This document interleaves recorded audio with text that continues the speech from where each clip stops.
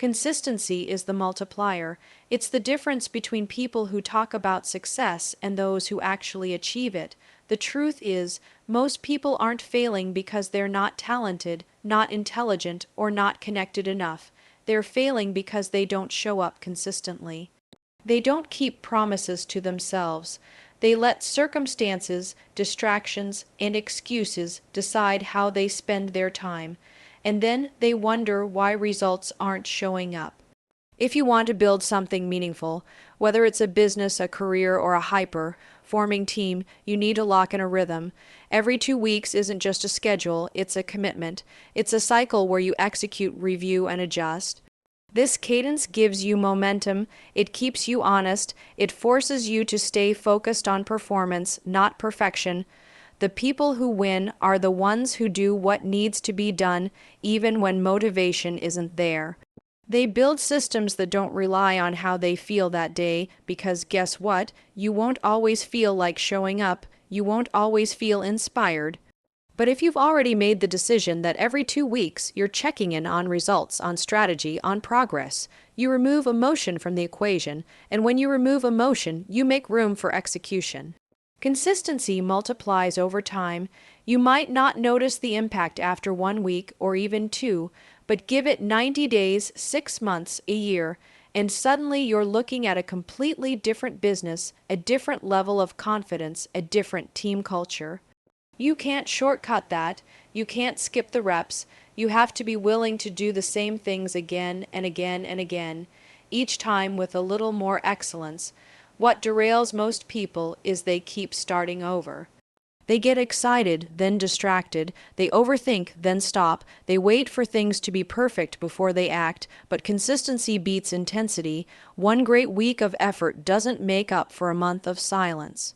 Show up, do the work, then do it again. That's how you build credibility with yourself, your team, your clients, and let's talk about teams, because if you're leading people, consistency isn't optional. It's required. Your team is watching everything you do. They're taking cues from your behavior. If your communication is irregular, if your priorities shift constantly, if your expectations aren't reinforced on a predictable rhythm, they will match your inconsistency. And then you'll start believing the lie that your team just isn't strong enough, when in reality, you haven't given them a foundation to stand on. A 2-week cadence creates alignment. It gives your people clarity. It lets you course correct fast. You don't wait for problems to explode. You spot them early. You don't guess at performance. You measure it, and you make it known that results matter, not just effort. That's how high-performance cultures are built. One consistent, intentional step at a time. So the next time you're tempted to postpone, to delay, to shift the goalposts, remind yourself, consistency is the multiplier. The results you want are hiding behind the work you're not doing consistently. Make the 2-week cycle non-negotiable. Treat it like it matters, because it does. That's where the growth is. That's where the breakthrough happens. Not once, not when it's easy, but every time, every 2 weeks. If you're not measuring, you're guessing. And if you're guessing, you're missing. In business, in leadership, and in personal growth, measurement isn't a luxury. It's the foundation. You don't get what you want just because you're working hard. You get what you measure, track, and act on. Too many people confuse activity with progress. They stay busy, they check boxes, they move fast. But when you ask them what actually improved, they don't have an answer. Why? Because they aren't measuring. Measurement gives you clarity. It tells you what's working, what's not, and where to put your focus. Without it, you're operating blind. You're relying on feelings, assumptions, and stories. That's dangerous because stories can be manipulated. To can't, you either hit the number or you didn't. You either made progress or you stayed the same. And if you stayed the same, don't expect results to magically show up. Every 2 weeks should be a built-in checkpoint. Are we on track? Are we ahead? Are we behind? What do the numbers tell us, whether it's sales, client retention, operational efficiency, team output, or personal goals? You need clear metrics and a consistent rhythm for review. Because what gets reviewed gets respected. What gets ignored deteriorates. Let's be real. The reason people don't measure is because they don't want to face the truth. They'd rather stay in a comfortable fog of "I think it's going okay" than face a number that says otherwise. But high performers don't fear the data. They run toward it. They want to know. They need to know, because data isn't emotional. It's directional. It's feedback, and feedback is how you grow. If you lead a team, this is non-negotiable. Your people need targets. They need expectations that are clear, specific, and tracked. Vague goals produce vague results. If someone doesn't know what success looks like, they will define it for themselves, and that definition may not align with the company's priorities. You can't manage what you don't measure. You can't improve what you don't monitor. Think about the highest performing teams in the world: sports, military, business. They aren't guessing. They have KPI. They track performance down to the smallest detail, not because they're obsessed with numbers for the sake of it, but because numbers tell the story of discipline, effort, alignment, and execution. You don't rise to the level of your goals, you fall to the level of your systems. And systems start with measurement, but here's the kicker: measuring isn't just about tracking results, it's also about creating accountability. When your team knows that every 2 weeks there will be a review, numbers will be reported, progress will be evaluated, they operate differently. There's urgency, there's ownership, there's focus. No one wants to show up empty, handed to a metrics review, and if they do, they can't hide behind excuses. The numbers speak. This also applies to your personal growth. Are you measuring how you spend your time, how you lead your team, how you follow through on commitments? Or are you hoping that just being busy is enough? Hope is not a strategy, measurement is. If you want to grow, you have to confront reality. Every 2 weeks, face your numbers. Don't avoid them. Don't sugarcoat them. Don't inflate them. Own them. Then take action. Double down on what's working. Fix what's broken. Get out of wishful thinking and into operational precision. Because if you're not measuring, you're missing, and missing isn't an option when you're building something that matters. Accountability isn't a punishment, it's a power tool. It's what separates the high performers from the people who never quite get there. You can have all the strategy, all the resources, all the opportunity in the world, but if you don't have accountability built into your rhythm, your results will be inconsistent at best and non-existent at worst. The truth is, people don't rise to their potential, they rise to the level of accountability around them. Every 2 weeks, there should be a built-in moment of truth, a check-in that forces you and your team to answer the question, did we do what we said we would do? That question alone can transform results, because when people know they're going to be asked, when they understand that performance is being tracked, when they realize they will be called to the table, everything changes. Suddenly the deadline matters, the quality matters, the follow-through matters. Without accountability, people drift. They make promises they never intend to keep. They start projects they never finish. They chase ideas but avoid execution. They stay busy but don't produce outcomes, and then they justify it with reasons, stories, and distractions. Accountability cuts through that. It removes the noise and forces a focus on results. Not effort, not intention, results. Some leaders avoid enforcing accountability because they don't want to be seen as harsh or micromanaging. But there is a massive difference between micromanagement and leadership. Micromanagement is about control. Accountability is about ownership. High performers want to be held accountable. They want to know the target. They want to be trusted to hit it, and they want you to check in. Not because they need policing, but because they want to win. The absence of accountability tells your team their performance doesn't really matter. Every 2 weeks is not a suggestion. It's a system. It's a rhythm of review and responsibility. Did the goals get met? Were the tasks completed? If not, why? And more importantly, what will change in the next 2 weeks? This isn't about shame. It's about standards. It's about reinforcing the kind of culture where people don't just set goals, they hit them. Where they don't just talk performance, they deliver it, and it starts with you. If you're the leader, your team will only rise to the level of accountability you hold yourself to. Are you showing up on time? Are you prepared for the meetings? Are you tracking progress? Are you providing feedback? If not, you've already told your team that results are optional. You've created a culture where talk matters more than execution.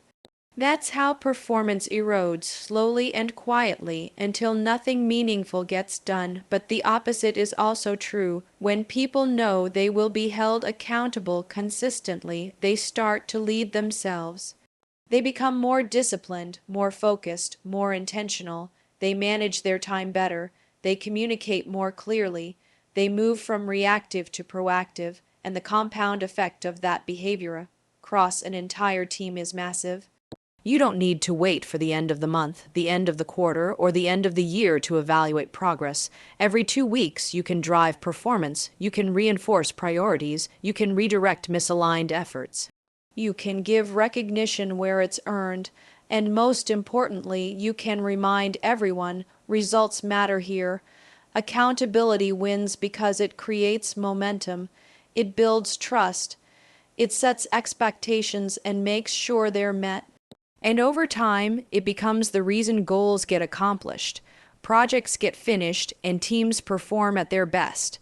So don't avoid it, don't soften it, don't delay it, lean into it. Because when accountability is real and consistent, results are inevitable. Speed without clarity is chaos. Moving fast feels productive. Meetings happen, tasks get checked off, emails fly back and forth. But without a clear direction, it's just motion, not progress, not results. Just noise, and in a high growth environment, that kind of speed is dangerous. Because when you scale confusion, all you do is scale mistakes. Clarity must come first, before speed, before urgency, before action. Clarity is what aligns people, defines priorities, and eliminates guesswork. Without it, you have a team of individuals running in different directions, reacting instead of executing, busy but unfocused. That's not high performance. That's burnout in disguise. It starts with the leader. If you're not clear on what you're building, what the goals are, who owns what, and how success is measured, don't expect your team to figure it out for you. Your job is to create clarity, communicate it repeatedly, and protect it fiercely. That means defining what winning looks like. That means outlining roles and responsibilities with zero ambiguity. That means ensuring that every team member knows exactly what is expected of them, and by when. In the absence of clarity, people create their own interpretations, and that's where the chaos begins. One person thinks a task is due Friday, another thinks it's due next month. One team assumes marketing owns the launch, marketing assumes sales does. Deadlines get missed, accountability gets lost, fingers get pointed, the team gets frustrated, and leadership wonders why things aren't moving forward, when in reality, they're just moving in circles. Speed is only a competitive advantage when it's paired with precision. A fast team without clarity becomes a reactive team.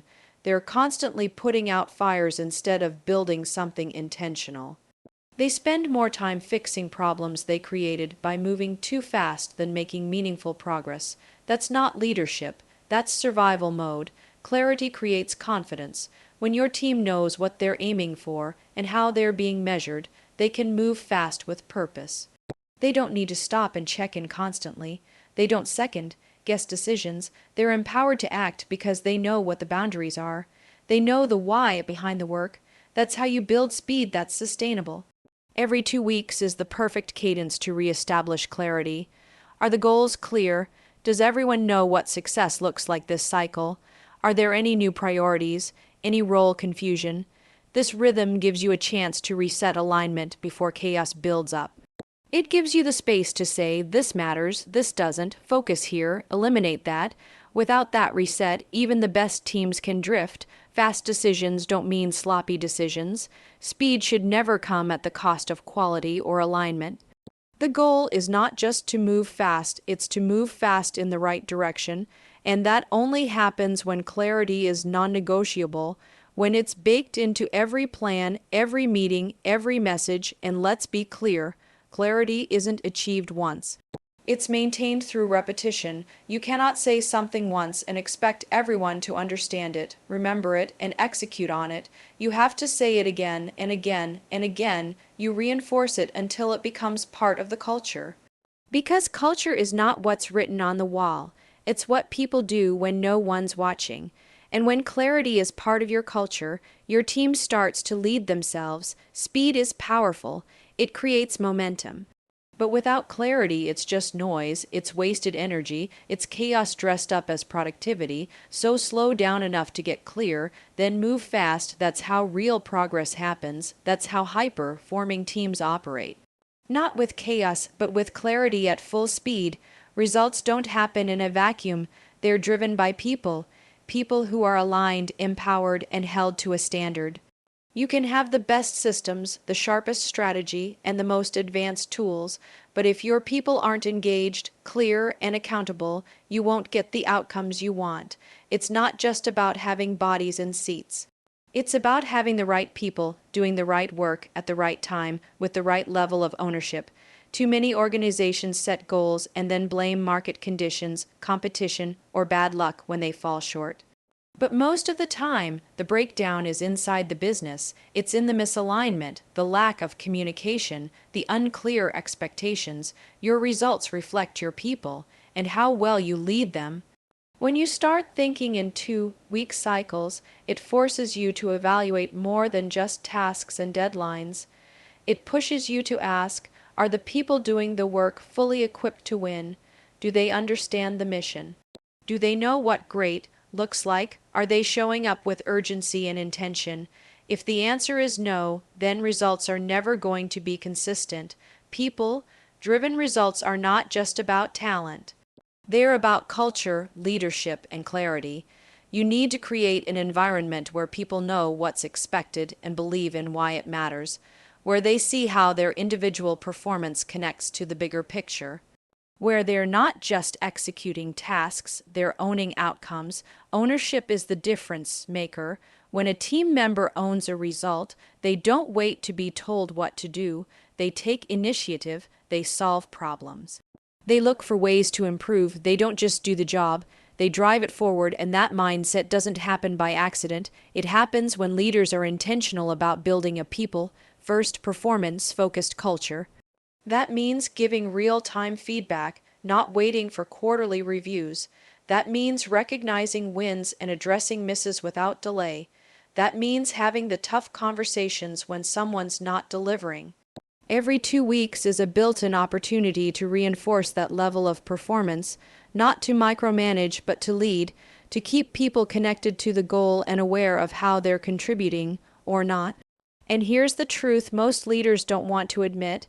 If your people aren't getting results, it's your responsibility. Maybe you haven't trained them well. Maybe you haven't clarified what matters most.